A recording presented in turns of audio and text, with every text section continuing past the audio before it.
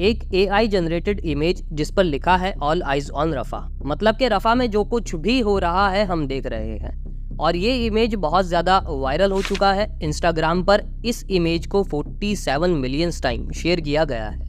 इस एक इमेज ने इजराइल पर इतना इम्पैक्ट क्रिएट किया कि इजराइल ने भी इसके अगेंस्ट में एक इमेज जनरेट कर दिया और उस पर लिखा where were your eyes on October 7, मतलब कि 7 अक्टूबर को हमास ने इजराइल पर हमला किया था, जिसमें इजराइल के 1200 लोग मारे गए थे और 250 लोगों को हमास ने कैदी बना लिया था। बट इजराइल हमास के अटैक करने से पहले से ही फिलिस्तीन में जेनोसाइड करता चला आ रहा है। और हमास ने अटैक क्यों किया था इजराइल पर, वो मैं अपनी पहली वीडियो में बता चुका हूँ, लिंक डिस्क्रिप्शन में डाल दिया है, वहाँ से देख लीजिएगा। और जब हमास ने अटैक किया था तो इजराइल ने बदला लेने के लिए जिस तरह से फिलिस्तीनियों का कत्लेआम किया था, जिसमें 40,000 के करीब बेगुनाह मारे जा चुके हैं, जिसमें छोटे मासूम बच्चे और औरतों की तादाद ज़्यादा बताई जाती है ऑफिशियल रिकॉर्ड के मुताबिक। और इजराइल ने ये हमला शुरू किया था नॉर्थर्न गजा से। वहाँ से इजराइल ने बॉम्बिंग स्टार्ट की तो वहाँ के लोगों ने मजबूरन गजा सिटी का रुख किया और फिर इजराइल ने वहाँ पर भी अटैक कर दिया। तो वो लोग अपनी जान बचाने के लिए दैर अल बाला में चले गए। मैं आपको बता दूं, गजा का इलाका 5 हिस्सों में डिवाइड है, नॉर्थर्न गजा, गजा, दैर अल बाला, खान यूनुस और रफा। और जब इजराइल ने दैर अल बाला में भी बॉम्बिंग शुरू कर दी तो फिर ये लोग अपनी जान बचाने खान यूनुस तक पहुंच गए और लास्ट में ये लोग रफा के करीब जबाला में जाकर रहने के लिए मजबूर हो गए। जबाला फिलिस्तीन का एक रिहायशी इलाका है और जब इजराइल ने रफा में भी अटैक कर दिया, जैसे हम सब देख ही रहे हैं, इस टाइम गजा में 8 रेफ्यूजीज कैंप हैं और तकरीबन 1 लाख से ज़्यादा रेफ्यूजीज जबाला और रफा के अंदर मौजूद हैं। और इजराइल ने ये हमला जो किया है इन्हीं रेफ्यूजीज कैंप्स के ऊपर किया है, जैसे कि इस इमेज में भी रेफ्यूजीज कैंप दिखाए गए हैं। गजा स्ट्राइप के 40 किलोमीटर के इलाके में अप्रॉक्स 15 लाख लोग मौजूद हैं जो कि वहाँ फंस चुके हैं, क्योंकि उनके एक साइड में मेडिटेरियन सी है और दूसरी साइड इजराइली आर्मी ने इनको घेर रखा है। और इनके साउथ साइड पर मिस्र का बॉर्डर है जहां ये लोग एंटर नहीं हो सकते क्योंकि मिस्र ने अपने बॉर्डर को सील कर रखा है और मिस्र पहले भी इन रेफ्यूजीज को लेने से इनकार कर चुका है, तो अब उससे क्या उम्मीद की जा सकती है। रफा में जहां ये लोग पनाह लिए हुए थे रेफ्यूजीज कैंप्स में, तो वहां इजराइल बिना किसी वार्निंग के एयर स्ट्राइक कर देता है, जिसकी वजह से उन कैंप्स में आग लग गई और 200 से भी ज़्यादा मासूम लोग मारे गए और हज़ारों की तादाद में लोग जख्मी हुए।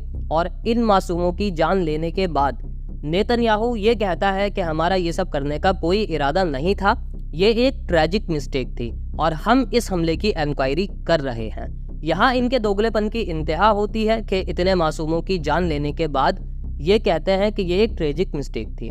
लेकिन अब इजराइल अपने इस जुल्म की वजह से पूरी दुनिया में अपनी हिमायत हो चुका है। 28 मई को 3 मुल्कों ने, नॉर्वे, स्पेन और आयरलैंड, इन तीनों मुल्कों ने फ़लस्तीन को एक अलग रियासत के तौर पर कंसिडर कर लिया है। और UN ने भी दिखावे की कॉन्फ्रेंस में इजराइल से कहा कि अब ये वॉर रोक देनी चाहिए। और साउथ अफ्रीका ने भी इजराइल पर वॉर क्रिमिनल होने का केस कर दिया है और इंटरनेशनल कोर्ट ऑफ जस्टिस ने नेतन्याहू को वॉर क्रिमिनल करार दे दिया और नेतन्याहू के अरेस्ट वारंट भी जारी कर दिए। अब ये अरेस्ट हो या नहीं, लेकिन दुनिया ने अब फ़लस्तीन को एक अलग रियासत होने के तौर पर एक्सेप्ट करना शुरू कर दिया है, जो कि शुरू से ही थी। लेकिन इसका रीज़न ये नहीं है कि इन हुक्मरानों को गैरत आ गई हो या इन्हें अपनी गलती का एहसास हो गया हो, ऐसा कुछ भी नहीं है। मेन रीज़न ये है कि इनके मुल्कों की आवाम ने इनका जीना हराम कर दिया है। इजराइल के खिलाफ हर मुल्क में प्रोटेस्ट हो रहे हैं और इसी वजह से यूरोप और मगरबी कंट्रीज़ की गवर्नमेंट्स बौखलाई हुई हैं और ये फैसला करने पर मजबूर हो गई हैं, क्योंकि जमहूरियत में सबसे मेन ताकत आवाम होती है। अगर ये हक के साथ खड़ी हो जाए तो दुनिया की किसी भी गवर्नमेंट्स को हिलाकर फेंक सकती है। और अमेरिका ने भी सिर्फ दिखावे के तौर पर इजराइल की मदद करने से इनकार कर दिया है, वरना इजराइल को सबसे ज़्यादा वेपन सप्लाई करने वाला यही है। फ्रांस, जर्मनी, ऑस्ट्रेलिया, कनाडा, यहाँ पर भी प्रोटेस्ट हो रहे हैं। ये वो मुल्क हैं जो इजराइल को सपोर्ट करते हैं फ़लस्तीन पर हमला करने के लिए और सबसे ज़्यादा वेपन्स भी सप्लाई यही करते हैं इजराइल को। और अब तक की इंफॉर्मेशन के मुताबिक तकरीबन 30,000 के करीब रेफ्यूजीज रफा से निकल गए हैं किसी सेफ जगह की तलाश में, जिनका फ्यूचर क्या होगा ये वक्त ही बताएगा।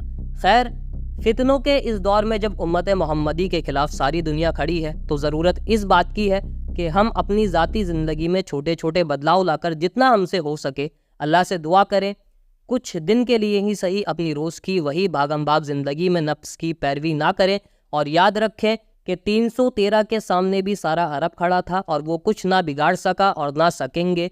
इस्लाम कोई हम जैसे गुनाहगारों का मोहताज नहीं है, ये अल्लाह ताला का दीन है और एक दिन हर तरफ कायम होकर रहेगा। अल्लाह हाफिज़।